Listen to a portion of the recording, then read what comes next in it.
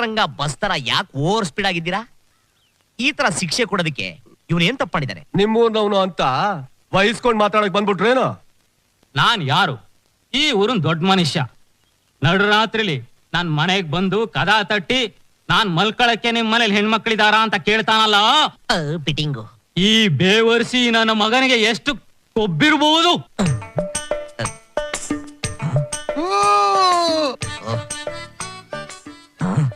ಅಲ್ಕ ನನ್ ಮಗನೇ, ನಂಗ್ ತೆವಲತ್ತೈತೆ ಅಂತ ಒಂದು ಮಾತು ನನ್ನ ಹತ್ರ ಹೇಳಿದ್ರೆ ರಂಡೇರ್ನೋ ಮುಂಡೇರ್ನೋ ಸೆಟಪ್ ಮಾಡ್ಕೊಡ್ತಿದ್ದಲ್ಲೋ. ದೇವ್ರಾಣೆಗೂ ಅಂತ ಕೆಲಸ ಮಾಡಿಲ್ಲ ಅಣ್ಣ. ನಾನು ಹೇಳಿದ್ದೆ ಬೇರೆ, ಅವ್ರು ತಿಳ್ಕೊಂಡಿದ್ದೆ ಬೇರೆ.